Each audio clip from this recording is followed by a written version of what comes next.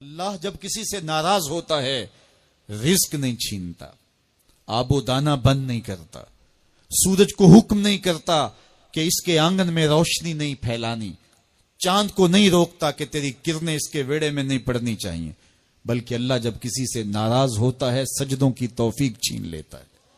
سجدوں کی توفیق چھن گئی تو پھر سمجھو اللہ ناراض ہے، اللہ راضی نہیں ہے۔ اور اگر سجدوں کی توفیق نصیب ہو جائے، کسی نے واصف علی واصف مرحوم سے پوچھا تھا کہ کیسے ہمیں پتا چلے گا کہ ہماری نماز قبول ہو گئی ہے، تو انہوں نے کہا تھا ایک نماز کے بعد دوسری عطا ہو جائے تو سمجھ لو پہلی قبول ہو گئی ہے۔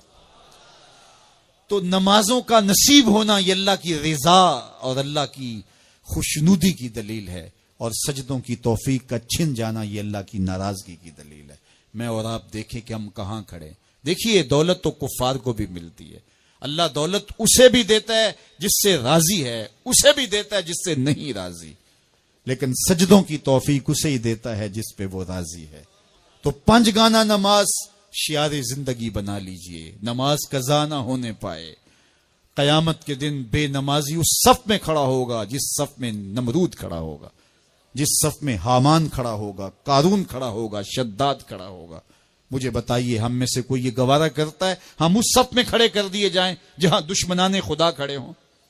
آج کوئی نماز پڑھے یا نہ پڑھے، حشر کے دن حکم ہوگا کہ اللہ کے حضور سجدہ کرو، ہر کوئی سجدہ کرنا چاہے گا، جو نہیں پڑھتا وہ بھی کرنا چاہے گا، لیکن بے نمازی کی کمر اکڑ جائے گی، وہ آرزو رکھنے کے باوجود سجدہ نہیں کر پائے گا۔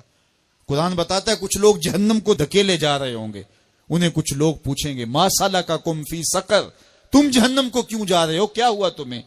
تو وہ جواب میں کیا کہیں گے؟ لم نکو من المصلین، ہم نماز نہیں پڑھا کرتے تھے۔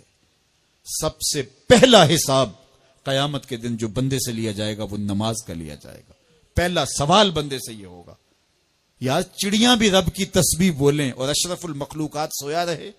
جب صبح کا وقت ہوتا ہے حشرات الارض بھی بلوں سے نکل کے رب کی تقدیس کے ترانے پڑھ رہے ہوتے ہیں، درختوں کی شاخوں پہ چڑیاں پرندے وہ بھی اللہ کی تقدیس کے ترانے پڑھ رہے ہوتے ہیں، حشرات الارض بھی اس کی تقدیس کے گیت گا رہے ہوتے ہیں، اور اشرف المخلوقات خراٹے لے رہا ہو۔ اس سے بڑی بد نصیبی کیا ہو سکتی ہے؟ آئیے 5 گانا نماز شعار زندگی بنا لے۔ اس مجلس میں اگر کوئی بے نمازی ہے تو آج عزم مصمم کر کے یہاں سے لوٹے کہ آج کے بعد نماز نہیں چھوڑوں گا۔ اور اگر آپ 5 گانا نماز کی عادت رکھتے ہیں تو آپ کو مبارک ہو، لیکن یہ عزم کر کے جائیے اپنے گھروں میں، اپنے اعزاء و اقرباء اور اپنے دوستوں میں اس زور سے تلقین اور تاکید کریں گے نماز کی کہ وہ پکے نمازی بن جائیں گے۔ بندہ بندگی سے سجتا ہے، زندگی آمد برائے بندگی، زندگی بے بندگی شرمندگی۔ اگر زندگی میں بندگی نہیں تو زندگی کے پلے ہے کیا؟ علماء نے لکھا ہے کہ یہ سارے درخت حالت قیام میں ہیں، چوپائے حالت رکوع میں ہیں، مینڈک تشہد میں ہیں، اور حشرات الارض سجدے میں ہیں، اور انسان اشرف المخلوقات ہے۔ اس کی عبادت میں درختوں کا قیام بھی رکھا گیا، اور رکوع بھی رکھے گئے، اور سجدے بھی رکھے گئے، اور قعدے بھی رکھے گئے، اس لیے تاکہ اس کی عبادت تمام مخلوقات کی عبادات کی جامع بن جائے۔ لیکن یہ اس کے باوجود اللہ کے حضور سجدہ ریز ہونا پسند نہ کرے تو بتائیے کیسے رحمتیں اس کے اوپر اتریں گی؟ خوش نصیب تو وہ ہیں جو 5 گانا نماز ادا کرنے کے بعد تہجد بھی قضا نہیں ہونے دیتے، سجدوں سے اللہ کے حضور حاضری پیش کرتے ہیں۔ سب سے زیادہ بندہ اللہ کے اس وقت قریب ہوتا ہے جب سجدے میں سر رکھا ہوا ہوتا ہے۔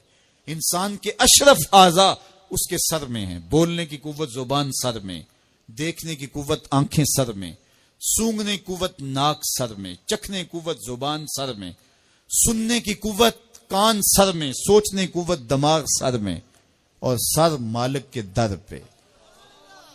ناک بھی رگڑ رہا ہے، پیشانی بھی رگڑ رہا ہے، اور زبان سے کیا کہہ رہا ہے؟ سبحان ربی الاعلی، مالک مجھ سے نیچے کوئی نہیں، تیرے سے بالا کوئی نہیں۔ انسان کو بندگی کا ذوق جب نصیب ہو جاتا ہے، جب اس کے حضور بندہ جھکنے لگ جاتا ہے تو پھر وہ کسی کے آگے نہیں جھکتا۔ وہ ایک سجدہ جسے تو گراں سمجھتا ہے